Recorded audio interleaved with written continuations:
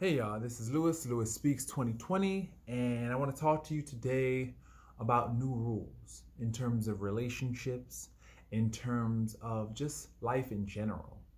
Lately I've been pondering my relationships and the mistakes that I've made in the past, and I realized that one of the major mistakes that I've made is not acting on the information that I was receiving in these relationships.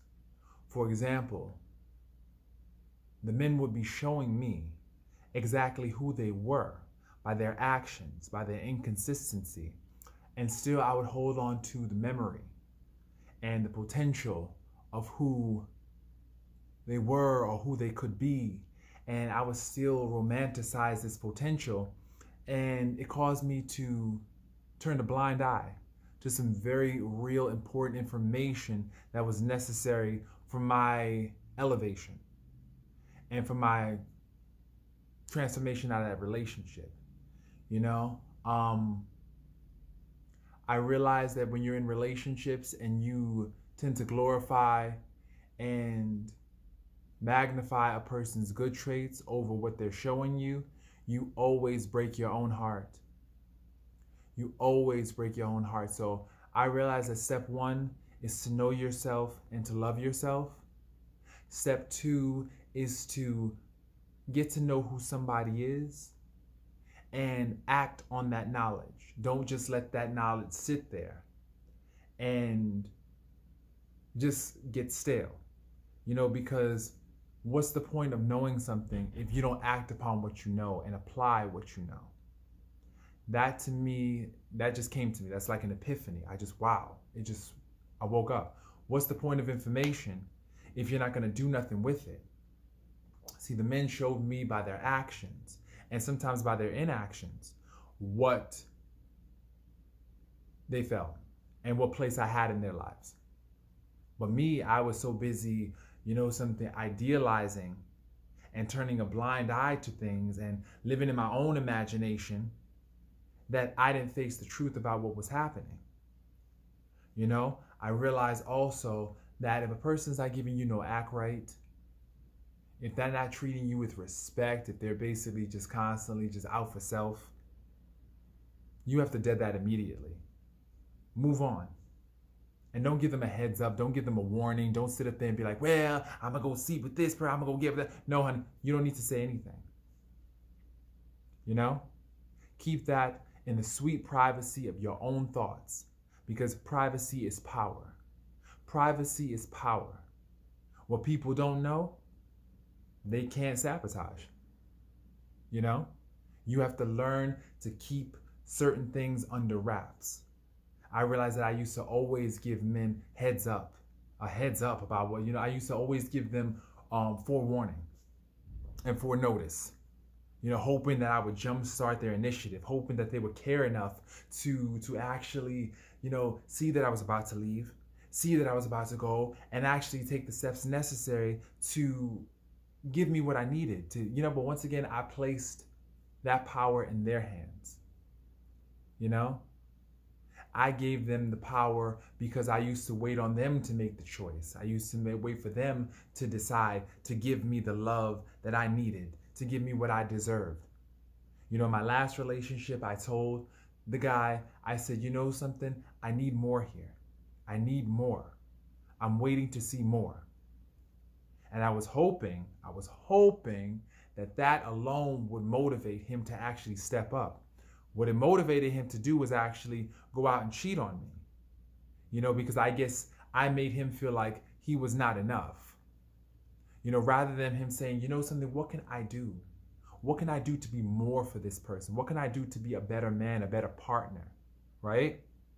He personalized it, and something just felt like he was enough, so he just went out there and did what he did, cheated. What else is new? But see, what I should have realized is this. He's not giving me what I deserve. The fact that I need more from somebody is proof positive right there that I'm not getting my needs met. So instead of sitting here trying to panhandle for love, beg these losers for love, pick up and go get the love that you deserve. Don't sit up there and wait on somebody to give you the love that you deserve. So many times we're sitting over here stopping our lives because we hope that this person will one day grow up and give us some act right. Will one day see our worth. Will one day realize that we're good. You know, we're always in the waiting line. We're always in the waiting line, waiting for somebody to treat us with some form of respect and decency, that we don't realize that we're wasting our time and we're wasting our life waiting for somebody who will never arrive. You know, they have a saying that this life is like chasing a ghost. And I can see that. Especially with dudes, when you try to love a dude, man, a man trying to love a man, it's like you're chasing ghosts out here trying to find love that these people don't even have. You know? I gotta say this, a lot of gay men do not know how to love other men because of the complex relationship they have with not just their own masculine identities, but the complex relationship that they have with their fathers and other male figures in their life. So they really do not have any idea or role model on how to love a man. They don't have a blueprint. And so they're going out here trying their best to love men, bumping their heads again. And me personally, I'm not a saint. I've been in relationships where I have also been very, very just immature. Immature because I didn't know how to love a man. I never had a man to love. I never had a man love me. A man love and stick around? What? To be honest, I don't even know how I would handle that. You know? And so there's a lot of us out here that don't really know how to love and appreciate and receive the love of a man. And so we're going out here trying our best to look for that love, but at the same time, we don't really believe in it. I gotta say this, that my faith in the love of a man has depleted. After these relationships, I've been in so many failed relationships. And after all these relationships, it really begins to take a toll on your faith. And I gotta be honest. You know, do I believe that there's a man out there who will love me? I know that I'm a lovable person.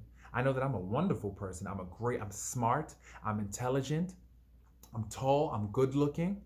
You know something, I have a great personality, I'm witty, I'm funny, I have great qualities. You know, so that's not self-esteem talking. That's just realizing that, you know, a lot of men, one, don't even know and love themselves. Two, don't even know how to love, you know, or speak in the love language that you speak, you know? And a lot of men suffer from inferiority complexes and low self-esteem and feelings of inadequacy and worthlessness that tend to interfere with their ability to not only receive the love, but also reciprocate and give the love back. And that's the reality. I wish it were different, but it's the truth.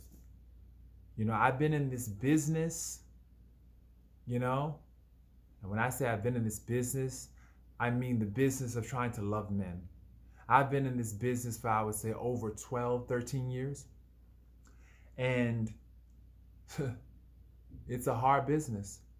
It's cutthroat. It's full of men who want to give you the scenery and misrepresent their intentions. You know, it's hard. It's hard. And so I definitely learned a couple of lessons and picked up a couple of rules that I'm going to definitely apply in my future relationships, because I'm not going to continue to be. Let me tell you something. You know, as you mature, it doesn't look good to keep on being a fool. You know, when you're in your early teens and 20s, that's a good look. But as you mature, you start to look stupid. You start to look like a fool when you don't apply the lessons that you've learned in these past relationships. You know? And I learned also, I will not live off the memory of a man. I will not live on what he did for me in the past. I always ask, what have you done for me lately? Like Janet Jackson, what have you done for me lately? Because it's easy to live off of what a man did for you in the past and keep on glorifying and holding on to the hope of that memory. But the thing about it is this: you could be with some guy who basically keeps on playing you out, playing you out, playing you out, all because you're still holding out for the man you once knew, the man who basically spoiled you rotten in the beginning. See, dudes, they come hard sometimes. Operative word, sometimes. Sometimes a dude will come hard in the beginning. He'll love bomb you. He'll definitely be the man of your dreams. And slowly as he gets familiar and slowly as you start to become comfortable with his love, that's when he takes off his mask and becomes someone totally different. And so it's like, in order to keep a man's interest these days, you have to try to do all these tricks and do all. No. My thing is this: if after a certain time the person starts to take for granted and take advantage of your love, it's time for you to actually decide whether or not you want to continue going with this, or it's best just to leave it alone. In my experience, you definitely want things to work out. You definitely want to talk to somebody. You want to have that line of communication and a healthy relationship. But with some dudes, I hate to say it, the only way that they'll learn is by giving them a taste of their own medicine. When they start to see exactly that other dudes want you, when they start to see that you're in high demand, that you're a hot commodity, when they see that, that's when their interest tends to come back again. They start to regain an interest, but you definitely want to make sure you take care of you.